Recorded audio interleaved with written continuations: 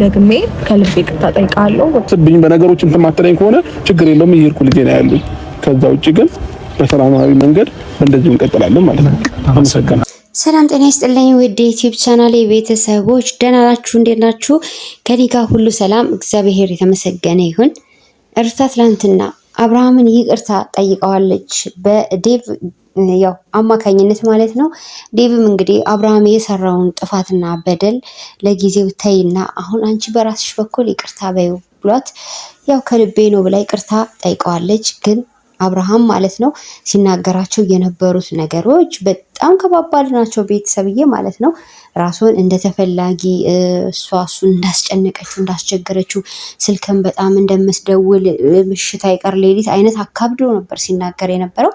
ሩታም አትዋሽ ስትለው ነበር። እንግዲህ ይህ ሁሉ ነገር እኮ አስፈላጊ አይደለም። እኔ ግራ የገባኝ ነገር የልጄ እናት ናት የምትላትን ሩታን እዚህ ላይ አሁን ላይ ተጣላው ብሎ በዚህ ልክም የስም ማጥፋትም ጥላቻ የሚመስሉ ነገራትም ማሳየት አለበት ብዬ አላስብም።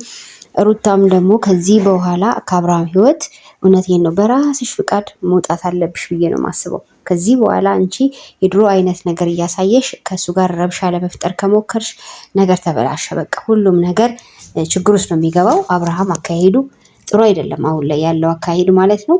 ስለዚህ ሄርሜላን እንደመረጠን የሚያሳይ ነገር ነው ድርጊቶቹ የሚያሳዩት። ሩታ ነገሮችን ትተሽ ከሱ ህይወት ሙሉ ለሙሉ ወጥተሽ የራስሽን ህይወት ብትጀምሪ፣ እንዲያውም እኔ ለጥቂት ጊዜም አይደለም ልጁን ላይ ሲመጣ ከሷ ጋር ኮሚኒኬት እንዳይኖረው ብታረግ። ለምሳሌ አጋዥ አላት፣ አጋዥ እስካለቻት ድረስ መጥቶ አጋዥ እያለች አይቶ ምናምን ቆይቶ ከልጁ ጋር መሄድ። እሷን ባያገኛት ባትገኝለት በቃ ውዱኝበት።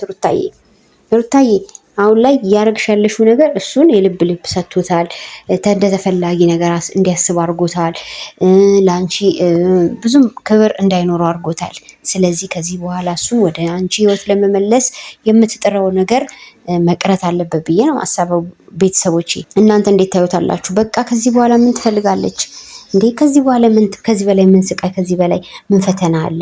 በዛ ላይ ዝቅ ብላም ሆና እንደዚህም ሆና እሱ ኢግኖር ያረጋት ከሆነ ይሄ ለሴት ልጅ ከባድ ነው። እውነት ለመናገር ይበቃል። ያለፈው ነገር የተደረገው ነገር ሁሉ ከበቂ በላይ ነው። ስለዚህ ወደ ራስሽ መንገድ ነይ ነው የምለው። እኔ በአዲስ ነገር መታ ሩታ በጣም እኛም ማናስበውን ነገር በቃ ሩታ ጠነከረች ጀገነች ብለን እንድንገረም እሱም አንቺን እስኪያሽ እንዲናፍቅ ማድረጊያ መንገዶችን ተጠቀሚ ነው የምለው።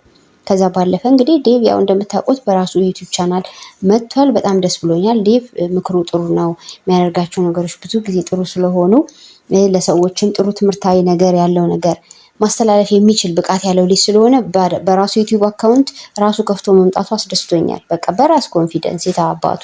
ስለዚህ ማለት ነው ከምክሩም አንጻር ከላይፉም አንጻር ብዙ ነገሮችን ሼር ያደርግልናል። እንደተናገረው ከሆነ እኛም ብለን ነበረ ቤተሰቦቹን ላይፍ ቢያሳየን ስንል ነበር።